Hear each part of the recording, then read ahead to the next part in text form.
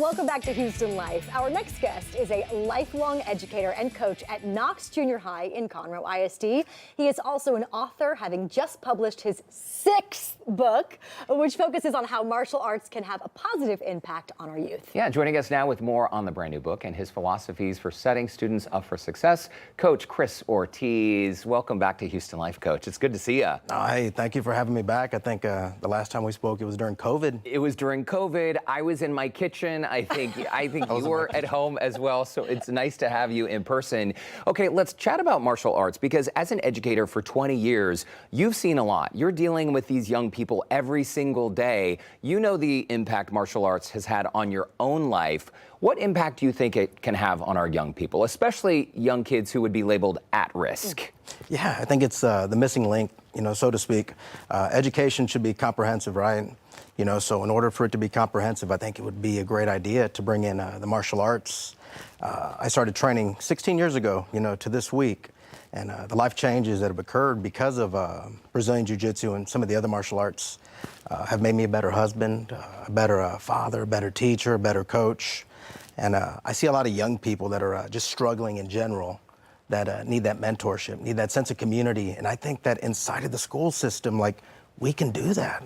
I know as an educator, you've been doing it for so long, and you have known these kids, you've seen them kind of go grade through grade. How do you recognize when someone is in need for your guiding and your mentorship? All right, so, we have a lot of young people, especially young men right now, that are very angry and upset.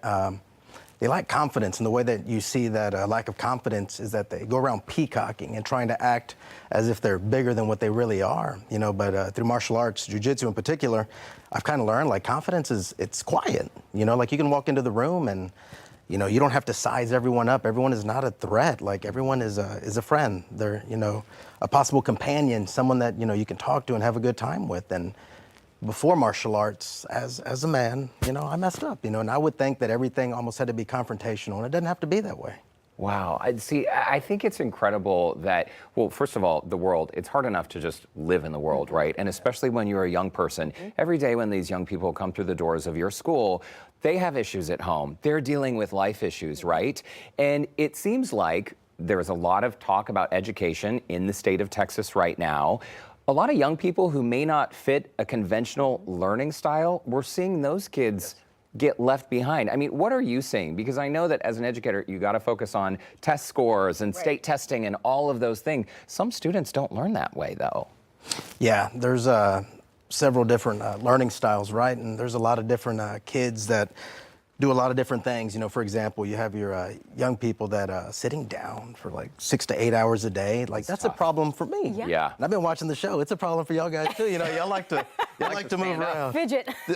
but it's just part of the human experience, right? And I think that we could do a better job of getting these kids some movement. I think a sense of community.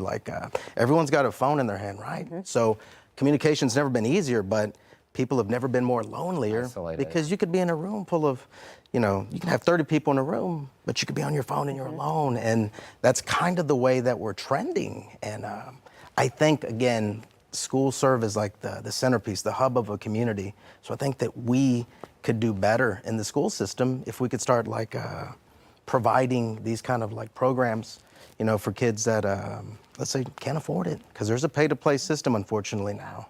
Yeah. And I don't know, I just want to help. Absolutely. And martial arts, we were talking about this earlier today, Derek and I. It consists of a lot of things, a lot of lessons while you learn the art of martial arts that as a young kid they may overlook if someone's trying to teach them how to do things. But martial arts could really put a focus onto where they're going. Is that why martial arts, you think, works so well as a hobby?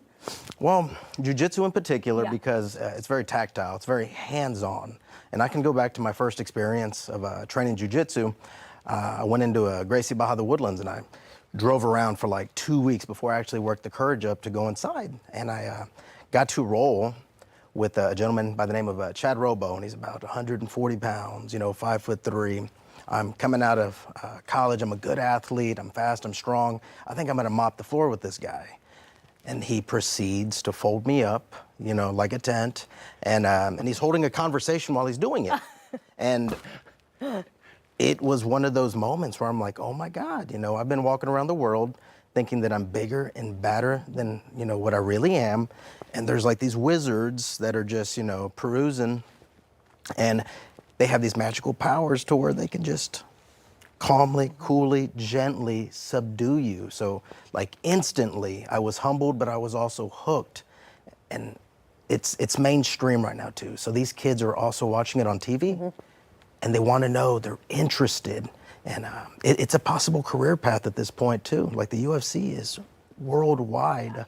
I'm not advocating starting like a kid fight club, but this is usually the beginning steps for someone that wants to follow a path towards maybe mixed martial arts or owning their own school or something to that nature. And in the UFC, excuse me, you do hear a lot of stories about people turning their lives around. Coach Ortiz, we're out of time. I can't believe it. We barely even talked about the book. The book is called Flow State. Again, it is his 6th. And the last one, Drive Slow, is what you featured on Houston Life. Keep in touch with this guy. Follow him. He has some great ideas. If you'd like to connect with Coach Chris Ortiz and learn more about his brand new book, Flow State, you can visit our website. Look for that scene on Houston Life section. And please come back and visit us again soon. Oh man, anytime. Thank y'all. Thank you so much.